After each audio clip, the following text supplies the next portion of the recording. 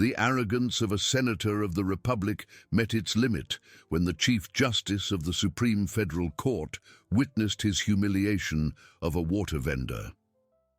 The rear tire of the security guard's black SUV crushed the last bottle of mineral water, spreading plastic and liquid across the hot asphalt. The handcart, now overturned and empty, lay like an inert body beside the woman, who knelt amidst the shards and water, her trembling hands covering her face in silent despair. Her few coins, the result of a scorching hot day, were wet and dirty, insignificant in the face of the destruction of her livelihood. From the back seat of the official car, Senator Augusto Mendez watched the scene with a sneer.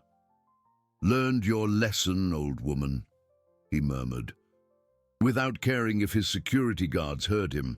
"Don't get in the way of someone in a hurry." He waved his hand, a gesture of disdain, indicating they should move on. But the armored car right behind, a discreet yet imposing model, didn't move. Instead, the rear door opened with a soft hydraulic hiss. A female figure of medium height, but with a presence that filled the space, stepped out with a disturbing calm. Her penetrating blue eyes swept the scene. The desolate woman, the destroyed merchandise, the senator's security guards, and finally Augusto Mendez himself, who now watched her with a mixture of curiosity and irritation. "Senator Mendez," her voice was clear and firm, without raising its tone, yet imbued with unquestionable authority. "What exactly do you think you're doing?" Augusto Mendez frowned. Who was this woman? He didn't recognize her. "And who are you to question me, my dear?" he retorted with his usual arrogance. "This is a private matter, just an idler who doesn't understand the value of other people's time." The woman took a step forward, her eyes fixed on his. "My name is Helena Vasconcelos," she replied. And the name, spoken with such gravity, should have sounded an alarm in the senator's mind. "And what I just witnessed is not a private matter, Senator. It is a crime." Mendez's smile faltered. "Crime? Don't be ridiculous. She's just an unlicensed street vendor. I have the right to demand respect." "You have the right to respect the law," Helena corrected him, her voice now with an edge of steel. She approached the woman, who was still on the ground, and gently touched her shoulder. "Are you all right?" The vendor merely shook her head, unable to speak, her eyes wide between the destruction and the woman defending her. Helena turned back to the senator, who now looked slightly pale. His security guards, who had previously displayed an intimidating posture, began to exchange nervous glances. They recognized Helena Vasconcelos. Everyone in the country's upper echelons recognized her. "Senator Augusto Mendez," Helena declared, her voice echoing in the tense silence of the traffic light, which now seemed to have frozen in time. "In my capacity as Chief Justice of the Supreme Federal Court, and in the face of flagrant qualified damage and abuse of authority, I am placing you under arrest." The world seemed to stop for Augusto Mendez. "Under arrest?" he stammered, his face contorted in disbelief. "You can't do this. I'm a senator of the Republic. This is absurd, an affront." "The law is equal for everyone, Senator," Helena replied, unyielding. "And your parliamentary immunity does not exempt you from being arrested in flagrante delicto for non-bailable offenses. Qualified damage and abuse of authority, especially against a vulnerable citizen, fit perfectly." She made a discreet gesture towards her own car, and one of her security guards, who had until then remained discreet, stepped forward. "Call the military police and the federal police. Inform them that Senator Augusto Mendez is in the custody of the Chief Justice of the Supreme Federal Court." Mendez's security guards, once so confident, were now in an impossible dilemma. Their weapons, once symbols of power, seemed heavy and useless. They looked at the senator, then at the Chief Justice, then at the ground. The water vendor, still kneeling, looked up, a spark of hope and vengeance in her tear-filled eyes. The traffic light, which had remained red, finally changed to green, but no one dared to honk. The unfolding drama was far more impactful than any rush.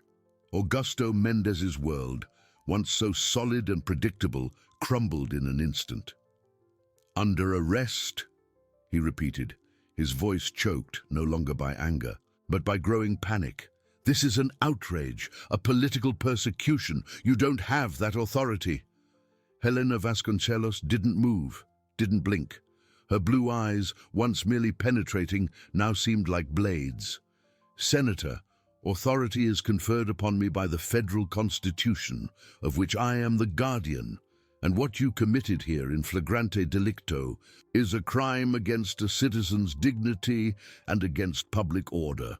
She gestured again to her security guard, who was already on the phone, speaking in a low but urgent voice. Mendez's security guards, who had previously stood like walls, now seemed like pillars of salt. Their gazes shifted between the senator, who was beginning to tremble with fury and fear, and the Chief Justice, whose calm was more intimidating than any shout. They knew that disobeying a direct order from the Chief Justice, especially in flagrante delicto, would be the end of their careers, perhaps even more. But to arrest their own senator, loyalty was in question. "You!" Mendez bellowed at his men, pointing a trembling finger. "Don't just stand there, do something! This woman is kidnapping me! This is a coup!" None of the senator's security guards moved. The oldest, a man whose face was marked by years of service, merely shook his head, an almost imperceptible gesture of resignation. The hierarchy at that moment was clear. The law, personified by Helena Vasconcelos, had spoken louder than political power. The water vendor, still kneeling, watched the scene with wide eyes. Her tears had dried, replaced by a mixture of disbelief and grim satisfaction.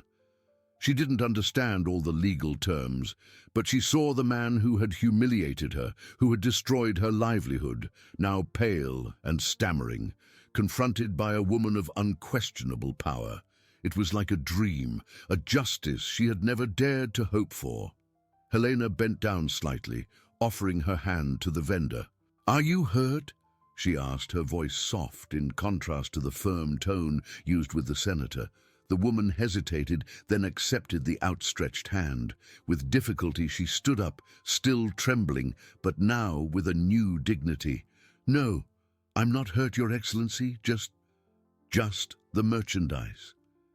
"Don't worry about that now," Helena assured with a brief, comforting smile. "Justice will be served." Senator Mendez, seeing the interaction, felt his humiliation double. "Don't touch her, Helena. Don't try to play the saint. This is a circus, a setup to destroy me politically." "Senator, you are the only one responsible for this situation," Helena retorted, turning to face him with the same coldness. "And your parliamentary immunity is not a safe conduct for barbarity. Prepare for the consequences." Suddenly, the distant sound of sirens began to tear through the air. First a faint hum, then growing in intensity, rapidly approaching. Drivers in the stopped cars, who had until then watched in stunned silence, began to murmur, some pulling out their cell phones to film. The news would spread like wildfire. Helena's security guard, who had finished the call, approached her. "Your Excellency, the military police and federal police are on their way. They'll be here in minutes." The sirens were now deafening. A military police patrol car, closely followed by an unmarked federal police car, burst onto the scene, stopping abruptly. 2 military police officers and 2 federal agents disembarked, their expressions a mix of surprise and apprehension as they recognized the Chief Justice of the Supreme Federal Court and the Senator of the Republic. Chief Justice Helena Vasconcelos, Senator Augusto Mendez, the senior federal agent, greeted with a mixture of respect and confusion. "What's the situation, Your Excellency?" Helena pointed to the senator, who now seemed to have shrunk under the weight of their gazes. "Agent," Senator Augusto Mendez was arrested in flagrante delicto for qualified damage and abuse of authority. He humiliated this woman and ordered his security guards to destroy her livelihood. She gestured towards the overturned cart and the scattered water bottles. I placed him under arrest. Now, the formalization is up to you. The federal agent nodded, his expression hardening. The law was clear. Senator Augusto Mendez, he began, his voice grave and official. You are under arrest. Augusto Mendez felt the ground disappear beneath his feet. The power, the status, the untouchability he had always believed he possessed, all dissolved on the hot asphalt of the traffic light, under the gaze of a water vendor and the unyielding authority of Helena Vasconcelos. Mendez's face, previously contorted in fury, was now pale, almost grey. His eyes, which moments before had shone with arrogance, now displayed raw terror. He tried to speak, but the words caught in his throat, a knot of disbelief and despair. This is a mistake, a farce. He finally managed to stammer, his voice hoarse and trembling. I am a senator of the Republic. You can't do this. I demand to speak with my lawyer, with the President of the Senate. Helena Vasconcelos watched him with an impassive expression. You will have all your rights guaranteed, Senator, including the right to speak with your lawyer, but the arrest in flagrante delicto at this moment is non-negotiable. The federal agent, a middle-aged man with the firm demeanor of someone who had seen it all, approached Mendez. Senator, I ask you to cooperate. Don't make the situation more difficult. He gestured to the military police officers who positioned themselves discreetly but firmly beside the senator. Cooperate? Cooperate with what? Mendez exploded, regaining some of his former vehemence. Though now tinged with panic, with this political persecution, with this woman who is humiliating me in public. You are my security guards. You should be protecting me. He turned to his own security guards, who were still paralyzed, their faces a mixture of shock and resignation. You, do something, stop this. The senator's oldest security guard, the same one who had shaken his head in resignation, stepped forward, but not to protect Mendez. He looked at Helena, then at the federal agent, and finally at the senator. Senator, with all due respect, the order came from the Chief Justice of the Supreme Court. We cannot disobey. His voice was low but firm, a final blow to Mendez's illusion of power. The humiliation was complete. The senator watched his own men turn their backs. The crowd of onlookers in the stopped cars, which now formed a small traffic jam, began to honk, a chorus of astonishment and, for some, satisfaction. Cell phones were raised, recording every second of the scene. Helena Vasconcelos, ignoring the clamor, turned her attention back to the water vendor who was still standing beside her. Her eyes fixed on the senator, an expression of silent triumph on her sun-weathered face. Your name is... Maria, Your Excellency. Maria da Gloria, the vendor replied, her voice still a little choked, but with a new strength. Donna Maria, the senator will be taken to the police station. There, the flagrant arrest will be formalized and he will be charged. The public prosecutor's office will be notified and the process will follow legal procedures. You will be called to give a statement and file a complaint. Helena spoke with clarity. Would you like to have a lawyer accompany you? Donna Maria shook her head. No, I don't have money for a lawyer, Your Excellency. Don't worry. The Public Defender's Office will be activated to ensure you receive all necessary legal assistance, and as for your destroyed property. Helena gestured towards the overturned cart and the scattered bottles. The senator will be held responsible for that too. He will have to compensate for the damage. Helena's words were a balm to Donna Maria, who felt an enormous weight lifted from her shoulders. Justice, which she thought was only for the powerful, was there, materialized in the figure of Helena Vasconcelos. Meanwhile, the federal agent and military police officers began to escort Augusto Mendez. "Senator, we need you to come with us," the agent said, in a tone that brooked no refusal. Mendez resisted for an instant, his body rigid, but the combined force of the officers was greater. "This is a scandal, a conspiracy," he shouted as he was gently but firmly led to the federal police patrol car. His voice, once so imposing, now seemed like that of a desperate man, his words lost in the city's noise and the still echoing sirens. The scene of the senator being placed in the back seat of a police car, under the gaze of dozens of people and the lenses of cell phones, was the most potent image of his downfall. The door closed with a dull thud, sealing not only his arrest, but the end of an era of impunity. Helena Vasconcelos watched the patrol car drive away, without a trace of satisfaction or regret on her face, only the seriousness of someone who had fulfilled her duty. She turned to Donna Maria, who now had tears in her eyes, but this time they were tears of relief and gratitude. "Donna Maria, please come with me. My car is right there. Let's go somewhere quieter so you can compose yourself and we can take the next steps." Helena extended her hand again, a gesture of respect and support. Donna Maria accepted her hand, feeling supported. The hot asphalt, the plastic shards, and the spilled water now seemed distant. She was no longer alone. The Chief Justice of the Supreme Federal Court, the guardian of the Constitution, was by her side. And the senator, the man who had humiliated her, was on his way to the police station. The wheel of justice, slow and relentless, had finally turned. Helena Vasconcelos kept her hand extended, a silent invitation that Donna Maria accepted with an almost imperceptible tremor. The touch was firm, yet gentle. Together, they moved away from the epicenter of the chaos, leaving behind the asphalt stained with water and plastic, the fragments of humiliation, and the murmur of the crowd still processing what they had just witnessed.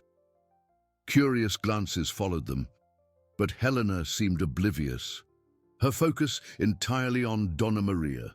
Helena's armored car, an imposing black sedan, was parked a few meters away. The driver, a discreet and professional man, had already gotten out and opened the rear door, anticipating his boss's movement. The contrast between the noisy street and the quiet air-conditioned interior of the vehicle was abrupt. Donna Maria felt enveloped in a cocoon of safety and comfort, something she was unaccustomed to. The smell of new leather and the gentle air conditioning were a relief from the oppressive afternoon heat. As soon as they sat down, Helena closed the door, isolating them from the outside world. The driver, without needing instructions, pulled away smoothly. Donna Maria, who until then had held back her tears with superhuman strength, finally gave in. Tears silently streamed down her wrinkled face, not from sadness, but from deep exhaustion and overwhelming relief. She didn't sob, she simply cried, allowing the tension accumulated from years of struggle and the shock of the last few minutes to dissipate. Helena watched her in silence for a moment, without interrupting her outpouring of emotion.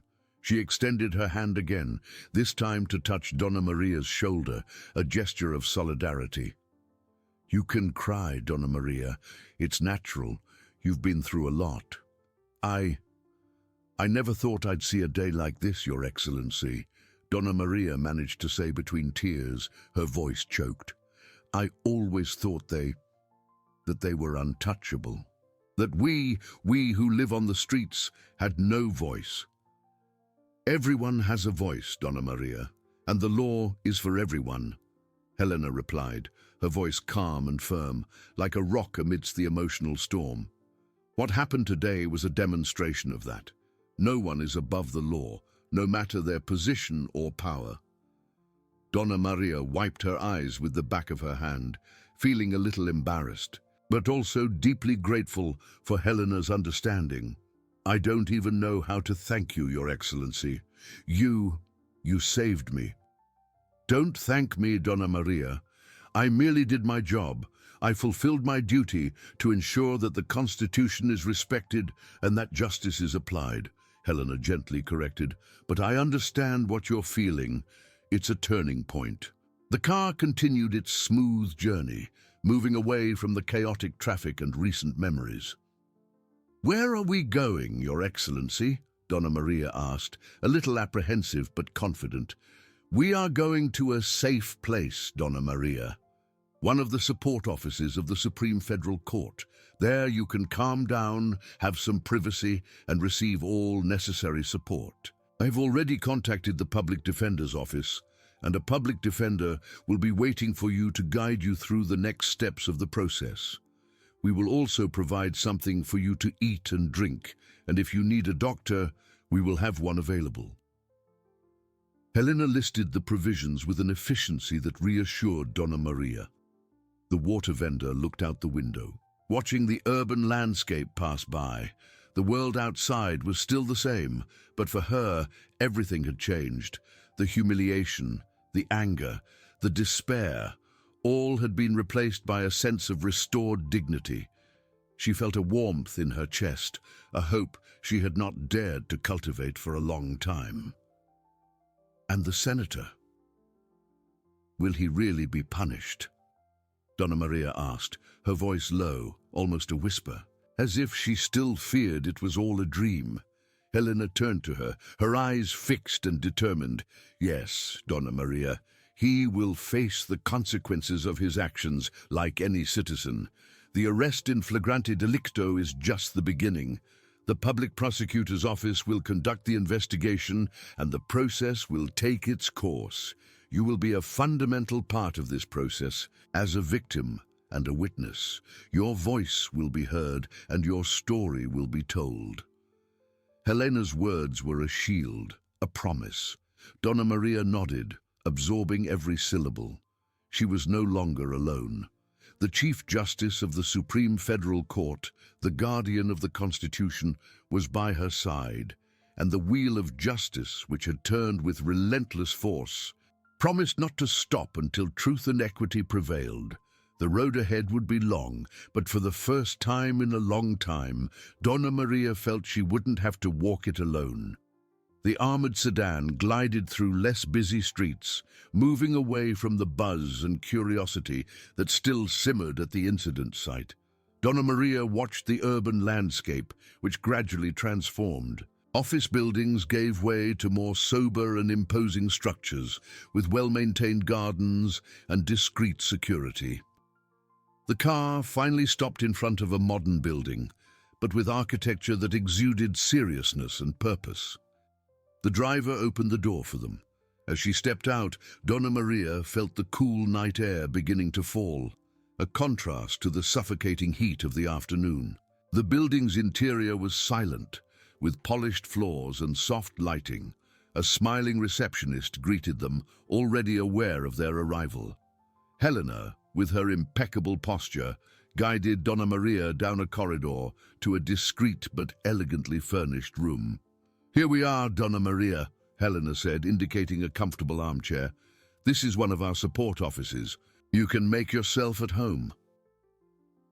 The room was cozy, with a small coffee table, some plants, and a window offering a peaceful view of an internal garden. On the table there was already a bottle of chilled mineral water, juice, and some biscuits. Donna Maria felt a lump in her throat. How long had it been since she was treated with such deference? "Your Excellency, I don't know what to say," she murmured, her eyes welling up again. "You don't need to say anything, Donna Maria. Just rest for a bit," Helena replied with a gentle smile. "I've already asked for tea to be prepared for you, and Dr. Ana Lucia from the Public Defender's office should be arriving soon." No sooner had Helena finished speaking than a young woman wearing glasses and carrying a briefcase entered the room. Her eyes were warm and her expression welcoming. "Donna Maria, I'm Ana Lucia, a public defender. It's a pleasure to meet you, although the circumstances aren't the best." she said, extending her hand. Donna Maria shook Ana Lucia's hand, feeling a new wave of security. The pleasure is mine, Doctor. Thank you for coming. It's my duty, and you have every right to it, Ana Lucia assured, sitting in the opposite armchair. Chief Justice Helena has already briefed me on some of the facts. It's a serious situation, but you are supported. Helena watched the interaction for a moment, satisfied. Dr. Ana Lucia is one of our most competent public defenders. She will guide you every step of the way. An employee brought the steaming tea, and Donna Maria accepted it gratefully.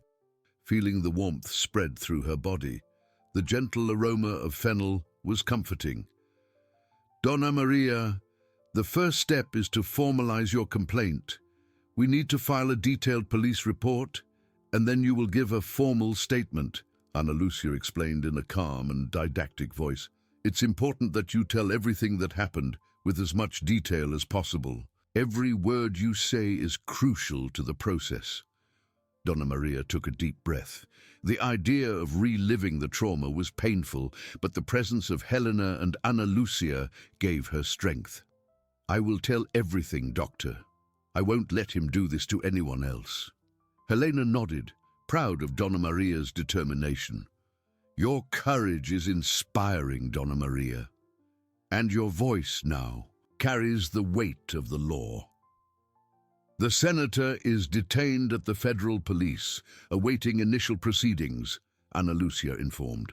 The flagrant arrest was unquestionable, and the public prosecutor's office is already aware. The repercussions will be enormous, but you will be protected from any harassment.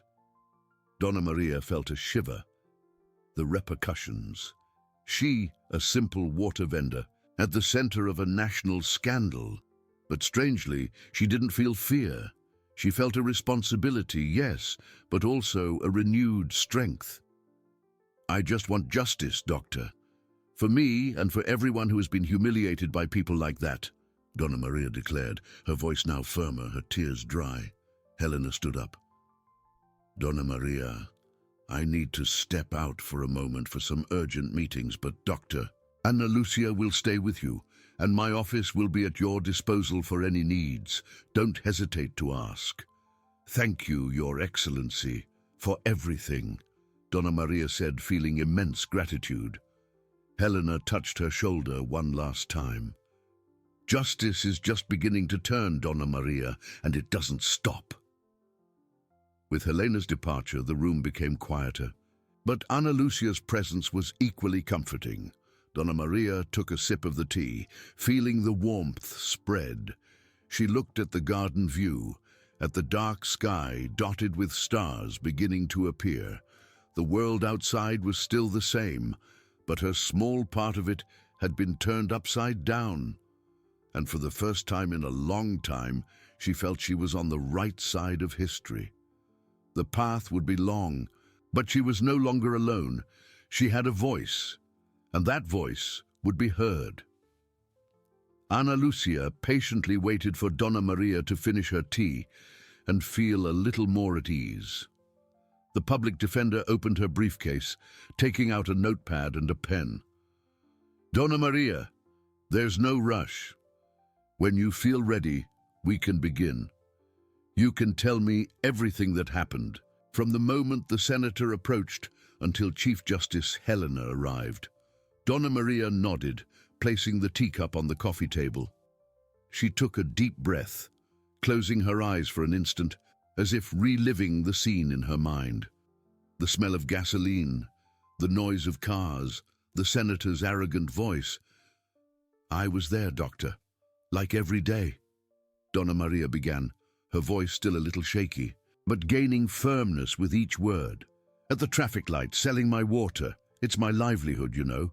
I've been doing this for over 20 years. Rain or shine, I'm there. Ana Lucia took notes, attentive, without interrupting. Yes, Donna Maria, continue. Then that black armored car stopped. I know them. They're cars for important people. The window rolled down, and it was him, the senator. I had seen him on television before, but never like this, up close. Donna Maria paused, her eyes fixed on a distant point, as if seeing the politician's face again. He looked at me with such contempt, such disgust, as if I were an animal, you know, not a human being. Donna Maria's wrinkled hands clenched in her lap. He said I was blocking traffic, that I was a parasite of society. I tried to explain that I was just working, that I had no other option, but he didn't want to know. He ordered his security guards to drive over my things. A solitary tear ran down Donna Maria's face, but she wiped it away with anger, not sadness. They did it, Doctor. They drove the car over my bottles, my styrofoam. Everything crushed. My day's work, my merchandise, all lost. And he laughed at me. Donna Maria's voice choked again, but she forced herself to continue. I felt such anger, such humiliation, you have no idea. I just wanted to disappear, to hide. I thought it was the end, that no one would do anything, as always. Ana Lucia leaned forward slightly, her gaze conveying empathy. And what happened next, Donna Maria? Then the car behind stopped, and she got out. Chief Justice Helena. I couldn't believe it. I thought it was a mistake. She came straight to me, asked me what had happened, and when I told her, she didn't hesitate. She placed him under arrest, right there in front of everyone. Donna Maria shook her head, still in shock from the memory. It was like a lightning bolt, Doctor. I've never seen anything like it. That man, so powerful, being arrested by a woman who wasn't intimidated. Chief Justice Helena acted according to the law, Donna Maria. The Senator's act was a crime of damage and, depending on the interpretation, even abuse of authority and slander, Ana Lucia explained, writing frantically. Your description of the facts is very important. We need to detail every word he said, every action of the security guards. This will strengthen the case. Donna Maria nodded, feeling the importance of her words. I remember everything, Doctor. Every detail. The way he looked at me, his tone of voice, his laugh, I won't forget. Excellent, that's fundamental. Now let's formalize this into a statement. Don't worry, I will be by your side every step of the way, explaining your rights and ensuring everything is done correctly, Ana Lucia assured, closing her briefcase for an instant and looking directly at Donna Maria.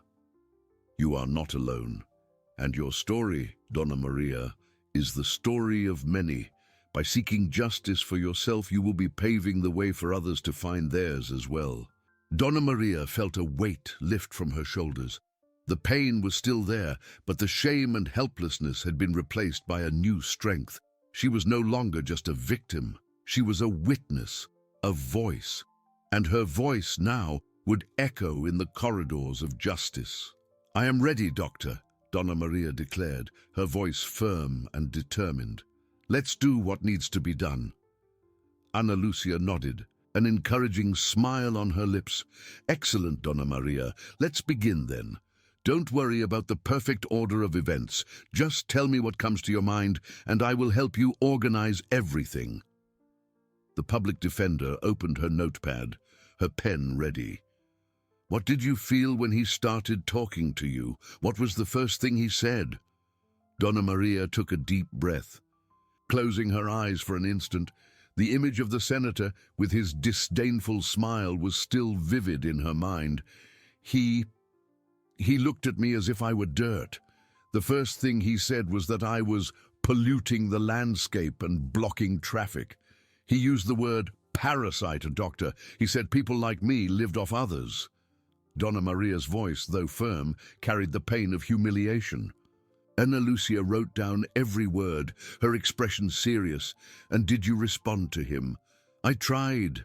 I said I was just working, that I had no other means of support, that I was a citizen, just like him. But he didn't let me finish.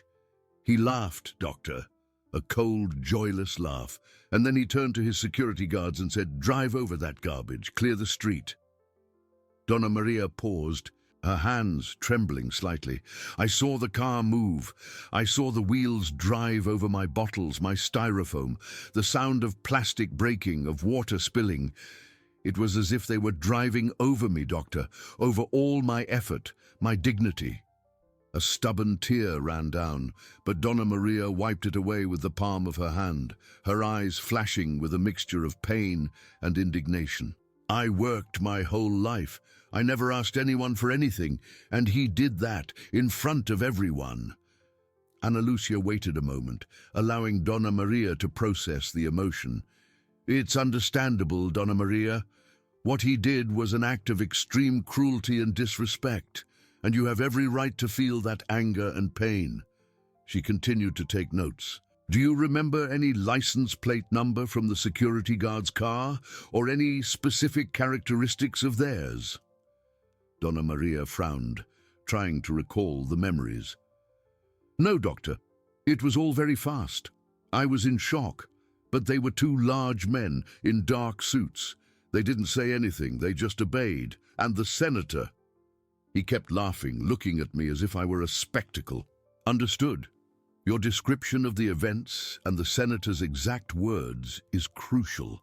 This constitutes not only the crime of damage, but also slander and potentially abuse of authority given his position, Ana Lucia explained, looking up from her notepad. You are the main witness, and your statement is the basis of the entire process. With Chief Justice Helena as an eyewitness and the arrest in flagrante delicto, we have a very strong case. I just want him to pay for what he did, Doctor. Not just for me, but for everyone he has humiliated, and for everyone he might still humiliate, Donna Maria declared, her voice gaining a strength that surprised even herself. It's not just about the water, it's about the way he treated a human being, as if we were worth nothing. And that's exactly what justice will seek, Donna Maria. The reparation is not just material, but moral. The senator, as a public figure, has a duty to uphold the dignity of all citizens, and he failed miserably at that, Ana Lucia affirmed, closing her notepad for an instant. Now that we have the main points, I will draft the formal statement. You will read it calmly and only sign if you agree with every word. There's no rush. The important thing is that you feel safe and represented. Donna Maria nodded, feeling a subtle relief. With each word she uttered, a piece of the weight she carried seemed to dissipate. She was no longer alone with her pain and anger. Someone was there, listening, validating her experience, and most importantly, acting. Thank you, Doctor. I trust you, Donna Maria said, a warmth spreading in her chest. The room, once a refuge, now seemed like a headquarters, where the battle for justice was being meticulously planned. The tea was already cold, but the warmth of determination in her heart was more than enough. The road would be long, but she was ready to walk it step by step, with her voice echoing in the corridors of the law. Ana Lucia picked up the filled notepad, feeling the weight of the words recorded there. Donna Maria, your clarity and courage are admirable. Based on what you told me, I will now draft the formal statement. This document will be the backbone of our criminal complaint and civil actions against the senator. Donna Maria watched the lawyer, her mind still processing the torrent of painful memories. Criminal complaint? Civil actions? What does that mean, Doctor? Ana Lucia smiled gently.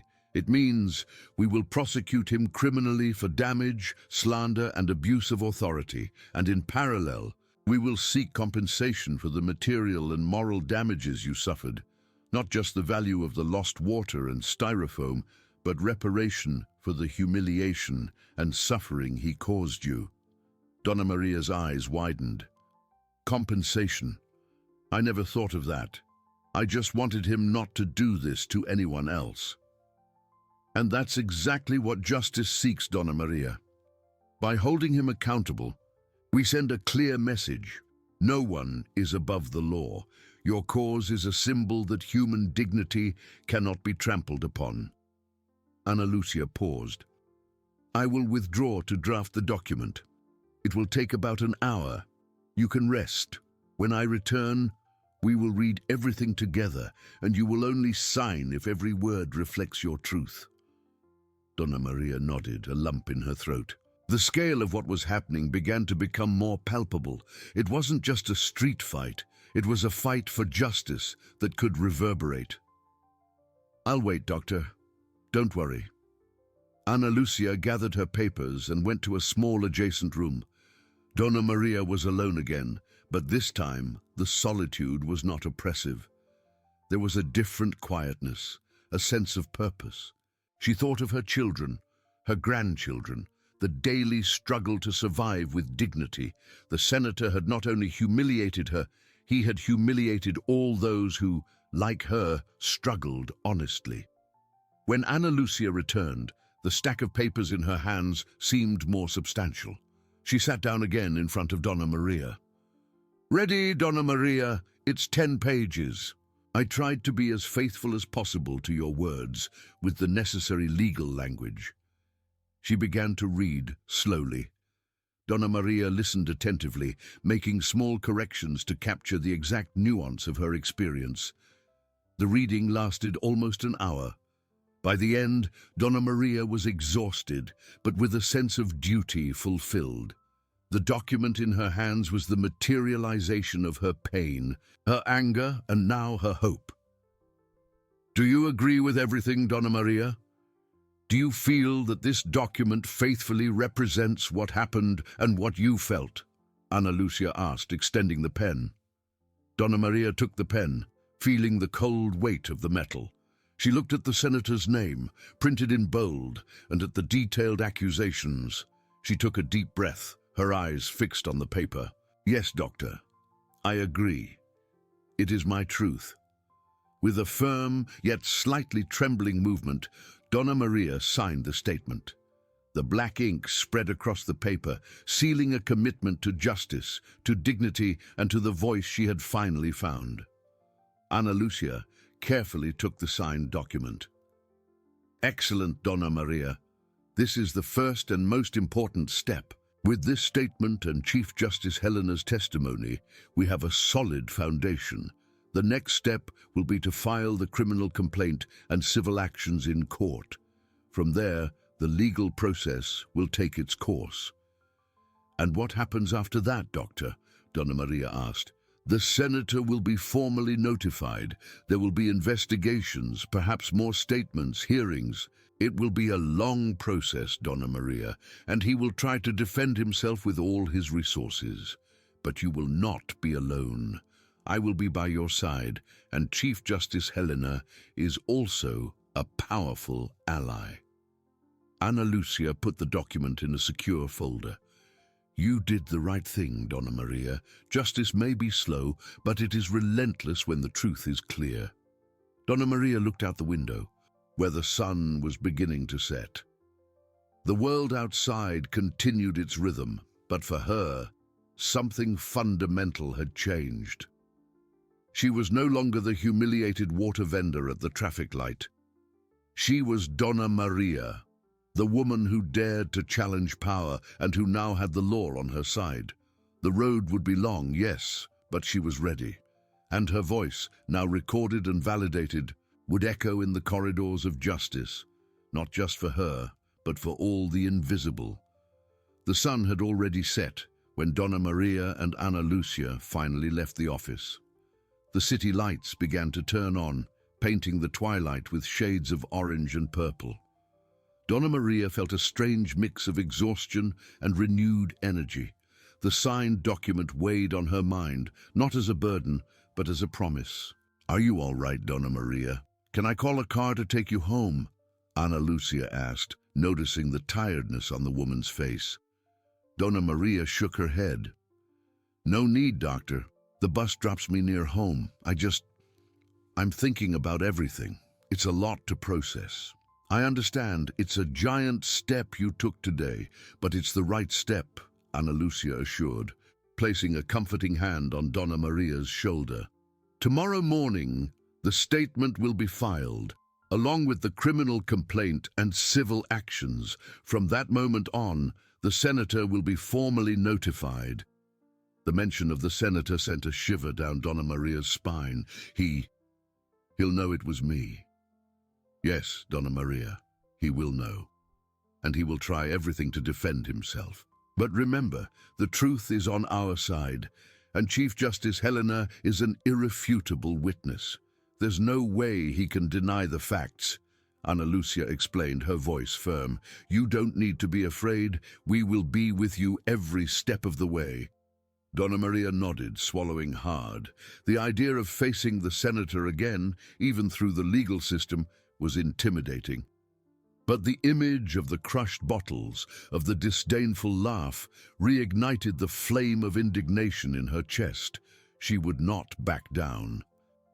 Meanwhile, in his luxurious office in Congress, Senator Roberto Albuquerque received the formal notification. His lawyers, pale and visibly nervous, had just handed him the documents. The arrogant smile he always wore dissolved into a grimace of fury. What? Criminal complaint? Civil actions? Because of a water vendor and some plastic bottles? This is absurd, he bellowed, throwing the papers onto the mahogany desk.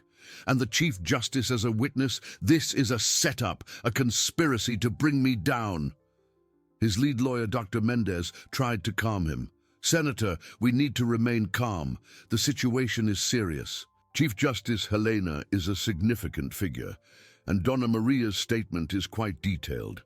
Furthermore, there are eyewitness accounts and videos already circulating on social media. Videos? What videos? Roberto growled, his face red. He had completely underestimated the repercussions of the incident. In his mind, it was just another day, another street cleanup. Yes, Senator. Images of the moment the car drove over the merchandise, and of Chief Justice Helena placing him under arrest. The press is already in an uproar. We need to act fast to control the narrative, Dr. Mendez explained, his voice tense. Your public image is severely compromised. Roberto stood up, pacing back and forth in the office. Compromised? I am a senator of the Republic. They can't do this to me. This woman.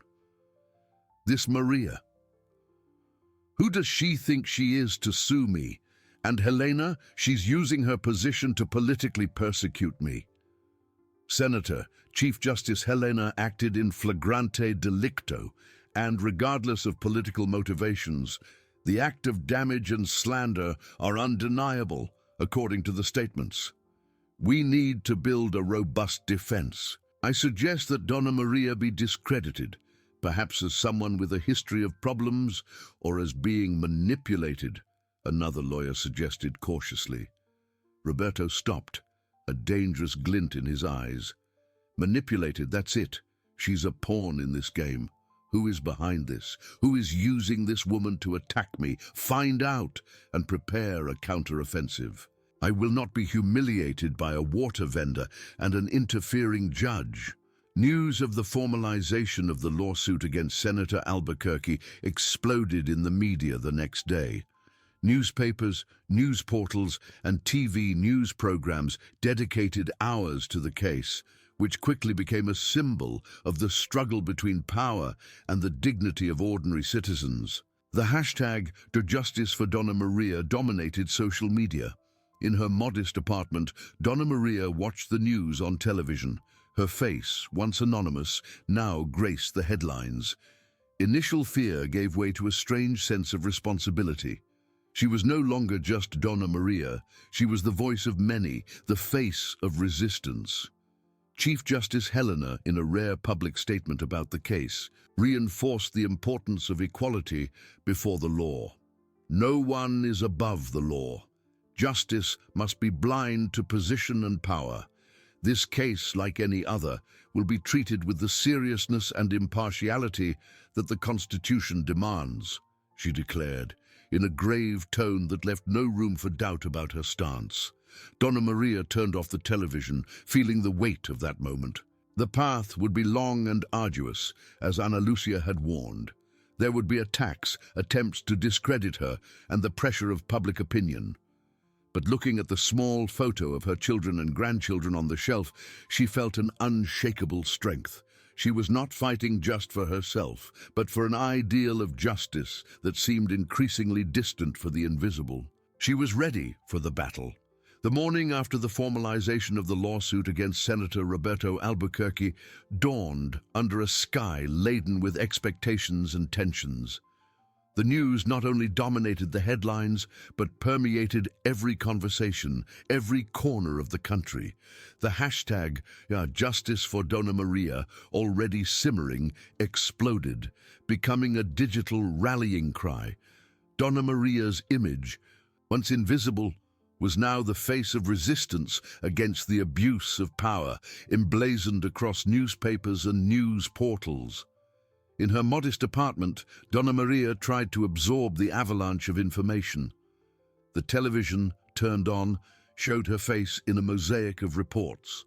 Journalists spoke of the David and Goliath battle, of the dignity of the common worker. She felt as if she were watching a movie, and the protagonist was a stranger with her own name. The phone, an old device that rarely rang, wouldn't stop vibrating with messages of support from neighbors and acquaintances, some of whom she didn't even know had her number. "It's a lot, Doctor," she told Ana Lucia, who had come to visit her early, bringing coffee and cheese bread. "I don't know if I'm ready for all this." Ana Lucia sat beside her on the simple sofa, offering a piece of cheese bread. "No one is ever completely ready, Dona Maria. But you are not alone. The wave of support is real.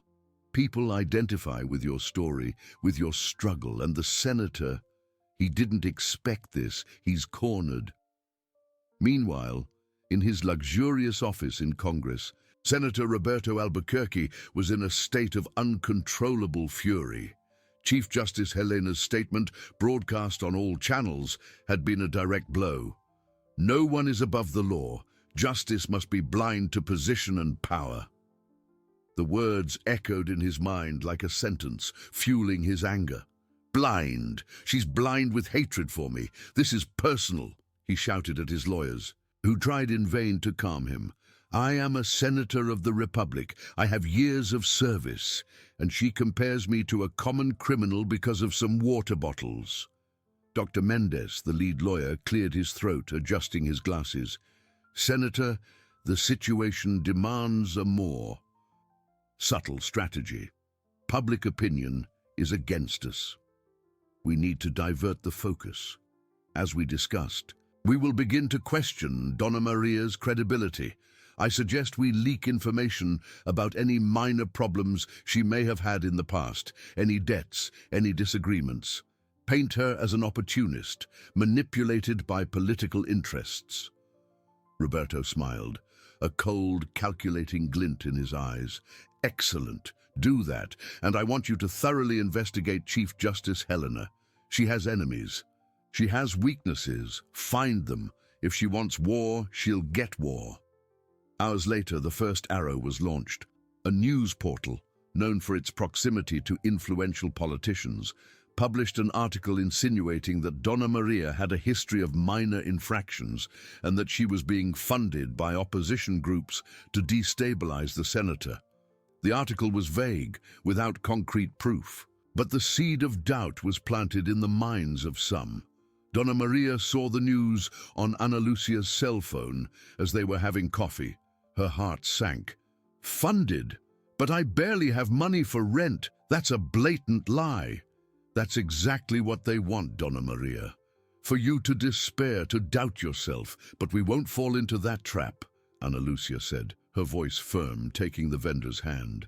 "We were expecting this. My office is preparing a statement of repudiation, and we will sue the portal for defamation. The truth is our greatest weapon, and they have no way to prove these slanders." That same day, Chief Justice Helena received a phone call from an influential colleague in Congress, a longtime ally of Roberto Albuquerque. The conversation was tense, with a veiled warning tone. "Helena, you're stirring up a hornet's nest. This case is escalating dangerously. The senator has many friends, and you know what that means." The voice on the other end of the line was laden with a subtle threat. "I know what it means, Senator. It means the law must be applied, regardless of who the defendant is. My role is to ensure justice, not to protect friends or political interests." Helena replied, her voice calm but unyielding.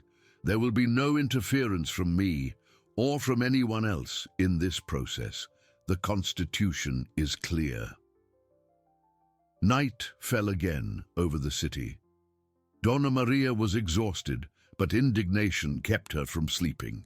The insinuations about her, the attempt to tarnish her image and discredit her, only served to solidify her determination. She was not a pawn in anyone's game. She was Donna Maria, and her dignity was priceless. The battle had only just begun, and she was ready to fight every inch of the way, certain that the truth, no matter how much they tried to obscure it, would prevail. The next morning, the attack on Donna Maria's reputation intensified. Other media outlets, aligned with the senator, replicated and amplified the insinuations, transforming minor infractions into a questionable pattern of behavior and manipulation by opposition groups into a well-orchestrated political conspiracy. Old photos of Donna Maria taken during difficult times were decontextualized to paint her as someone living outside the law. Donna Maria, sitting at the kitchen table with Ana Lucia, saw the headlines on a tablet. Every word was a stab. "They're calling me a criminal, doctor, a liar. I never did anything wrong except try to survive honestly." Her eyes welled up, but she refused to cry. Ana Lucia squeezed her hand. "It's a dirty tactic, Donna Maria, but predictable. They want you to feel ashamed, to back down. But the truth is, they're desperate. The senator is losing the narrative, and this is the only way he can try to reverse the situation." The lawyer had already prepared the counter-offensive. A press conference was scheduled for late afternoon, where she would present documents that categorically refuted the accusations and announce legal actions for defamation against the media outlets involved. Meanwhile, in his sumptuous office in Congress, Senator Roberto Albuquerque smiled, satisfied. The news is having an effect. Public opinion is starting to divide. It's exactly what we need, he told his lawyers, who seemed less enthusiastic. "And Chief Justice Helena, did you find anything?" Dr. Mendez, the lead lawyer, hesitated. "Senator, Chief Justice Helena has an impeccable career. It's difficult to find anything that can be used directly against her, but we are investigating connections, possible political adversaries, past decisions that could be reinterpreted as biased." Roberto slammed his hand on the table. "Reinterpret, create doubt. If there's no dirt, invent it. She's using her position to persecute me. So I'm going to show the country that she's not as impartial as she thinks. I want the press to start questioning her integrity, her motivation in this case. Make it seem like she has a personal interest in bringing me down." The pressure on Chief Justice Helena also increased. Besides the colleague's phone call, she received a series of anonymous emails and social media messages with insinuations about her personal and professional life, all unfounded, but with the clear objective of destabilizing her. In her office at the Supreme Court, Helena read one of these emails, a bitter smile on her lips. "They're playing dirty," she murmured to her advisor, Dr. Patricia. "Madam Chief Justice, this is harassment. We should notify the federal police," Patricia suggested, visibly concerned. "No, that's exactly what they want. For me to react emotionally. That would only fuel their narrative that I'm acting for personal reasons. My response will be the impartiality and firmness of the law. Let them drown in their own mud. The truth will come out in court," Helena replied, her voice calm and controlled, but with an intensity that demonstrated her unshakable conviction. She knew that the battle would not only be legal, but also one of public perception and moral resistance. At Ana Lucia's press conference, the lawyer, with Donna Maria by her side, categorically denied the accusations, presenting documents and testimonies that proved her client's irreproachable conduct. Donna Maria is a hard-working, honest woman whose dignity was outraged. The attempts to discredit her are an act of desperation and cowardice on the part of those who feel above the law. We will not be intimidated. The truth will prevail and justice will be served, Ana Lucia declared, her voice firm. Donna Maria, for the first time before so many cameras, looked directly at the journalists. Her face, once marked by exhaustion and fear, now displayed a new strength. I am not a criminal. I am a mother, a grandmother. I just want justice to be equal for everyone, and I will not give up. Her words, simple and direct, resonated, cutting through the noise of insinuations and planting a seed of hope and indignation in the hearts of many. The narrative war was far from over, but Donna Maria had just shown that she would not be a silent victim. She was a force to be reckoned with. Ana Lucia's press conference, with Donna Maria by her side, was a turning point. The images of the water vendor, with her choked but firm voice, declaring her innocence and her desire for justice, went viral. Senator Roberto Albuquerque's attempt to discredit her, instead of diminishing her support, further inflamed popular indignation. Social media filled with messages of solidarity, and even some media outlets that had previously replicated the slanders began to question the veracity of the information, pressured by public opinion. In the senator's office, the atmosphere was one of contained despair. Dr. Mendez, with a pale face, tried to argue. "Senator, the strategy of attacking Donna Maria is not working as we expected. The reaction was the opposite, and the investigations into Chief Justice Helena. We found nothing substantial. She is bulletproof." Roberto Albuquerque, who had previously smiled with satisfaction, now slammed his fist on the mahogany table. "Incompetence! I paid you fortunes to find something, anything, and now public opinion is crucifying me because of a water vendor and an untouchable judge." His voice was a mixture of rage and panic. "They're cornering me. What do we do now?" The answer came in the form of a formal summons.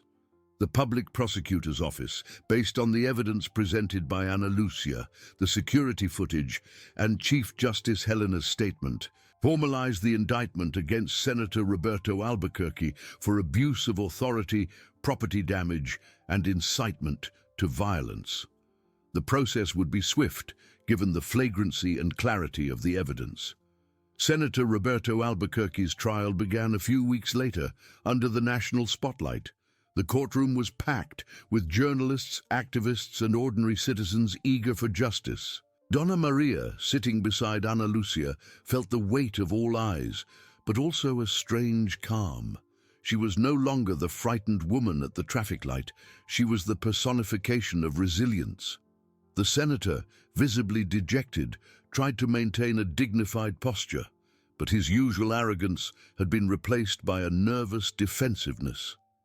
His lawyers tried to disqualify the evidence, claiming that it was all just a misunderstanding and that the senator was under political pressure. But the images, clear and irrefutable, showed his security guard's car driving over the water bottles at his command and the explicit humiliation. Chief Justice Helena, though not a direct party to the proceedings, had her statement read, reinforcing the legality of her action and the unshakable conviction that no one is above the law. Her voice, recorded, echoed in the courtroom, reminding everyone of the fundamental principle of justice. The most impactful moment was Donna Maria's testimony. With a voice that, though soft, carried the strength of years of struggle, she described the humiliation, the fear, the feeling of having her dignity trampled upon. "I just wanted to work, doctor, to earn my daily bread. I'm not a criminal. I'm a mother, a grandmother. And what he didn't just step on my water bottles. He stepped on my life, on my honor." Her words, simple and true, touched the hearts of everyone in the room, including the senator himself, who averted his gaze, unable to face her. The senator's defense crumbled. The attempts to discredit Donna Maria were refuted point by Ana Lucia, who presented documents and testimonies proving her client's honesty and irreproachable conduct. The political conspiracy turned out to be a farce, and Chief Justice Helena's questionable integrity a slander. After days of intense debates, the verdict was delivered. Senator Roberto Albuquerque was found guilty of abuse of authority and property damage. The sentence, though not leading to immediate imprisonment, included the loss of his parliamentary mandate, a heavy fine, and the obligation to compensate Donna Maria for moral and material damages. It was a resounding victory for justice. The moment the judge read the sentence, a collective sigh of relief and satisfaction swept through the room. Donna Maria squeezed Ana Lucia's hand, tears streaming down her face, this time tears of relief and gratitude. The senator, his face disfigured by defeat, was escorted out, his political career in ruins, his public image irremediably tarnished. In the following days, news of the senator's conviction reverberated throughout the country. It was a powerful reminder that indeed no one was above the law. Chief Justice Helena, in a brief statement, reiterated her commitment to the Constitution and the equality of all before justice. Donna Maria, now free from the burden of accusations and humiliation, saw her life change. The compensation, though not making her rich, allowed her to pay her debts, renovate her house, and for the first time in years, breathe a sigh of relief. She didn't go back to selling water at the traffic light. With the support of a community that embraced her, she opened a small craft shop in the neighborhood where she sold pieces made by her and other women from the community. One day, while arranging her merchandise, she saw a news report on television about Chief Justice Helena, who was receiving an honor for her integrity. Donna Maria smiled. The battle had been arduous, but the truth had prevailed. The dignity of a simple woman had been restored, and justice, blind and relentless, had shown its face to a powerful man. Donna Maria's story became a symbol, an eternal reminder that the courage of an individual can indeed move mountains and ensure that the law is, in fact, equal for all.